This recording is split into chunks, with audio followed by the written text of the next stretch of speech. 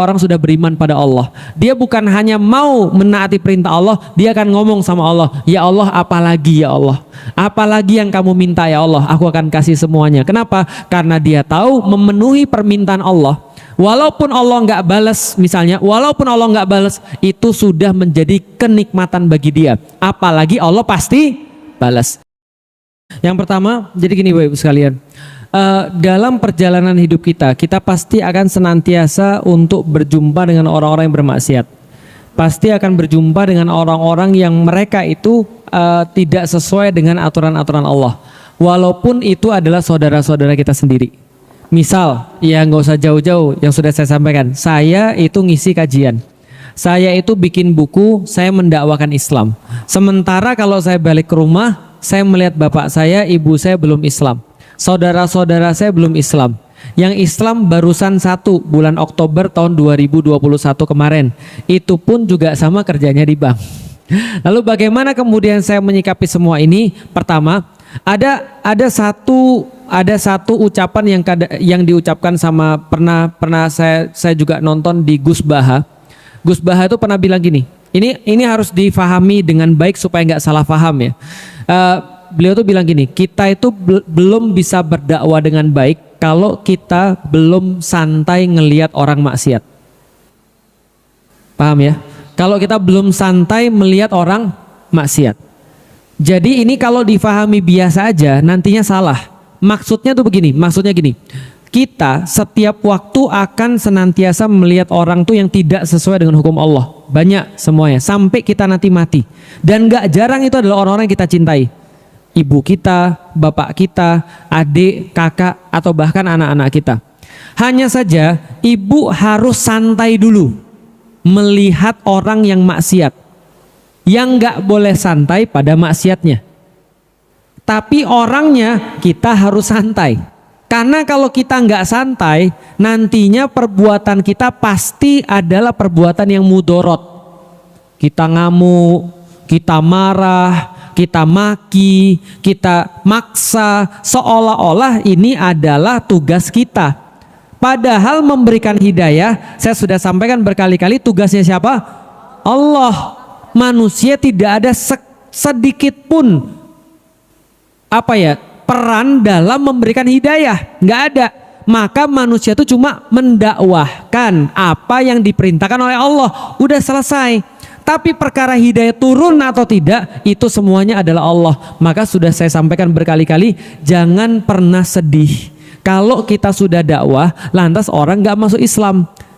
Atau jangan sedih kalau kita sudah berdakwah lantas mereka belum meninggalkan maksiatnya.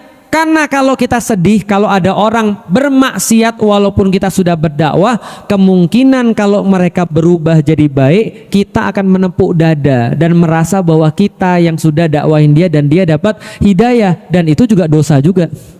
Paham sampai di sini? Yang ngasih hidayah adalah Allah. Kalau kita tugasnya berdakwah, kalau dia berubah, maka dia berubah karena Allah ngasih dia kemurahan. Kalau dia belum berubah, berarti kita dikasih Allah waktu untuk nambah pahala.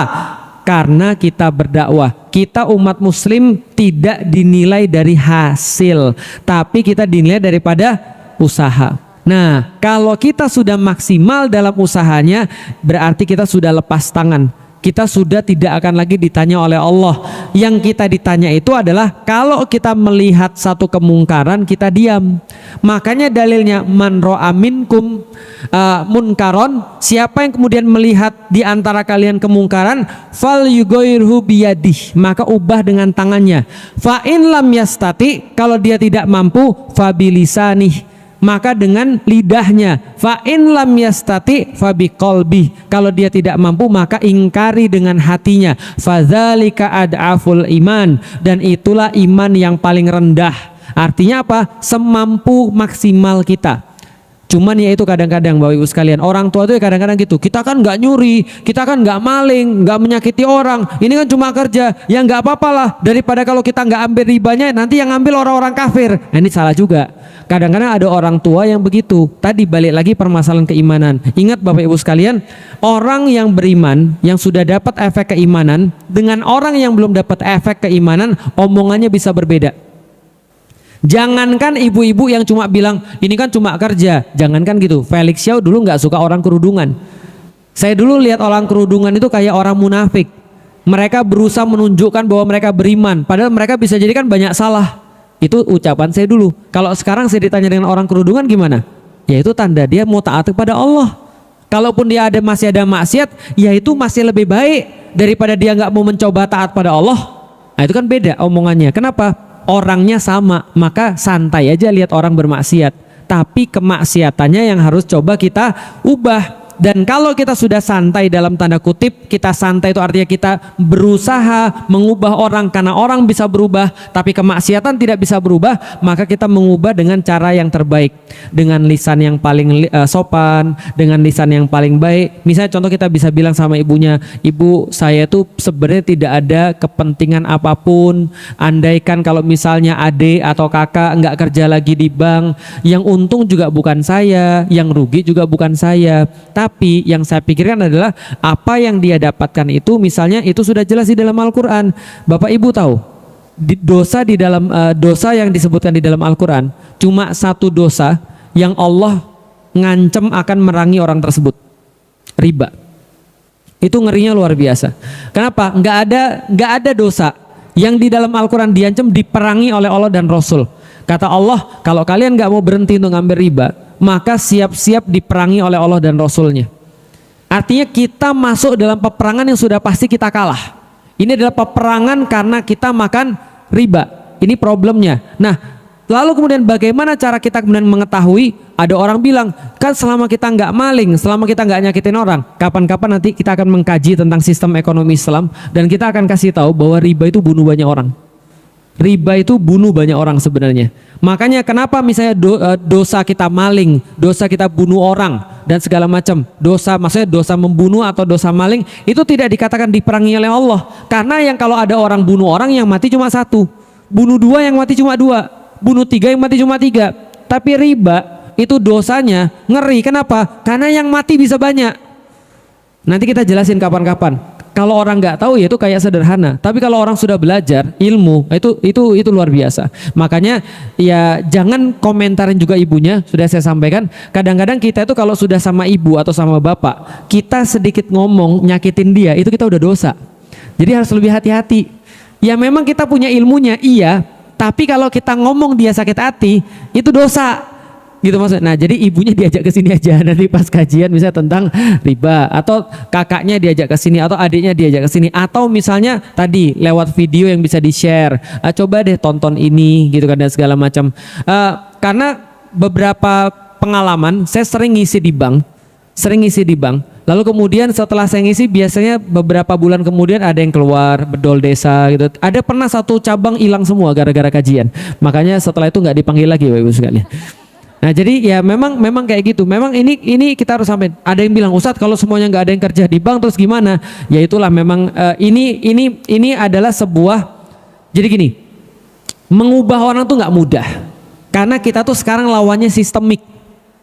Karena negara ini itu memperbolehkan riba, bukan hanya memperbolehkan, menjadikan jantung perekonomiannya dipompa dengan riba. Maka orang-orang kayak saya jadinya jahat.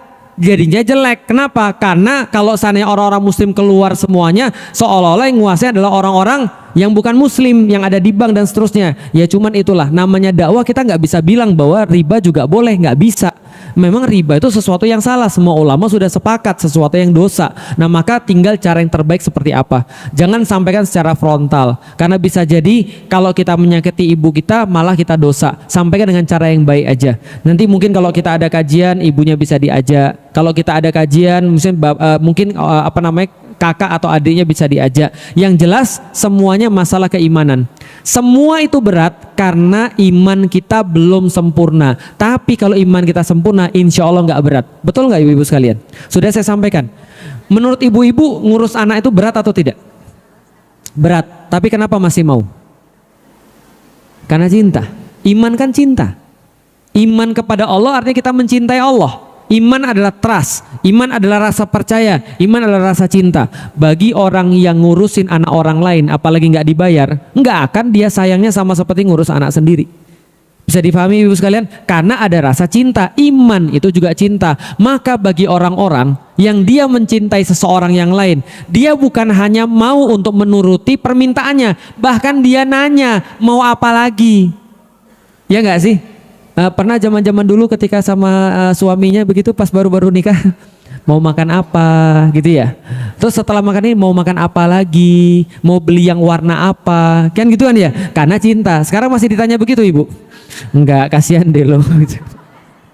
Oh masih, alhamdulillah. Nah itu maksudnya kalau orang yang cinta itu dia akan nanya, kamu mau apa lagi? Karena apa? Orang yang mencinta itu berkata, your wish is my command. Permintaanmu adalah perintah bagiku. Dia senang ketika bisa memenuhi seseorang yang dia cintai. Sama kayak